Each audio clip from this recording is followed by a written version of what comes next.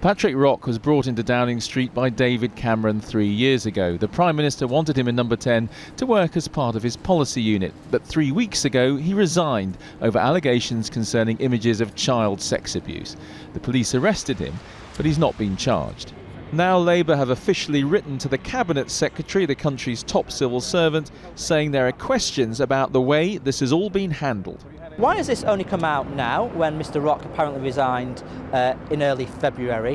When were Downing Street alerted to these very serious allegations? And then there were questions around sexual harassment cases. Why were they looked into by a political figure in Downing Street and not a civil servant, which would be the normal practice? So I hope the Cabinet Secretary, who is an impartial figure, can get back to us quickly and answer these questions.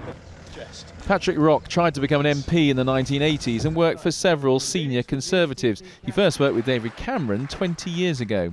The Prime Minister now says he's shocked by what's happened, and he's offered his explanation for why an official announcement only came yesterday. I don't think it would be right to preemptively brief out a criminal investigation, and that's why we did not do that. Among other policy, Patrick Rock had worked on David Cameron's plans to police images on the internet. The Prime Minister will now have to make do without the help of his former aide. Well, Andy's in Downing Street for us tonight. So, Andy, how bad could this be for the Prime Minister?